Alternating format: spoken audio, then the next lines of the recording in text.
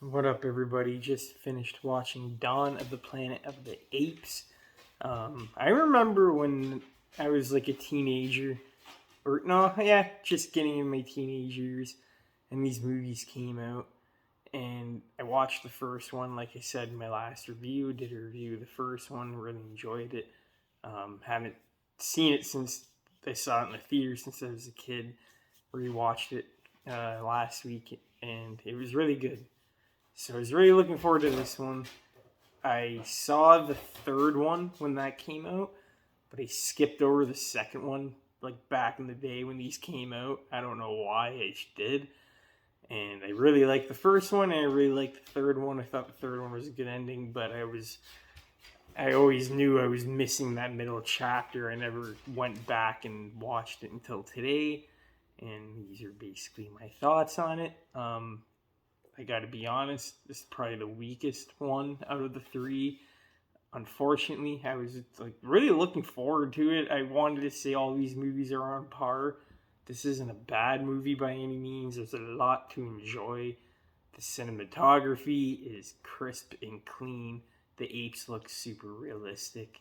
They talk in their native tongue and then they also speak. Well, Caesar does at least. Really good relationships with all of them. Really good message of you know keeping together and staying together as a family and not giving up on each other, sticking together, and really good emotional moments with Caesar and the apes. Really good stuff.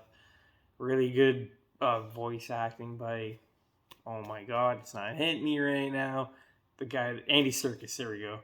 And yeah, it's just the ape stuff is obviously, because that's the part of what the movie is about, is the best stuff. But when we focus on the humans, that's where the movie kind of lost me.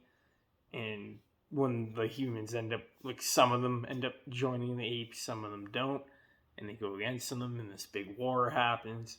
Um, it's just like it wasn't like the first one. I actually really like James Franco's character. I really like the setup in that movie. The relationship with him and Caesar was there. The dialogue, the acting was good. Here, we just have a cliche good guy that is trying to be good with the apes. He doesn't want a war. And on the other half, there's like a cliche bad guy that wants to take them out. And just the two actors, like, I don't know if it was the dialogue they were given, but I don't know. It really felt like B-list acting.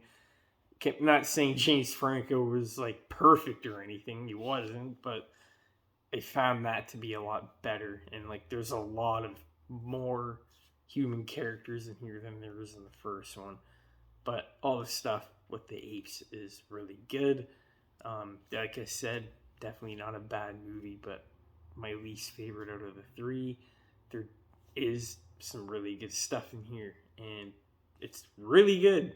And I just don't feel like going back to this movie to ever rewatch it like I would with the other ones, just because other than the apes and like the humans being in it, you wouldn't think they would be in it that long, and like if they weren't, it wouldn't bug me. But just the amount of time we spend with them, I don't know. And it just felt like the movie was too long for that reason, is spending time with them, and that kind of pads in the runtime. I'd rather just have the apes. But the new, I think it's called Kingdom of the Planet of the Apes, is coming out next week, and that looks really good. Looks more like it just takes place in the jungle, not the city. I think that'll be good. If you haven't seen War of the Planet of the Apes, the third one, you should definitely watch that. It's a really good movie. Anyways, that's basically the review. Don't really have much else to say. Thank you guys for watching. I'll talk to you tomorrow. Peace out.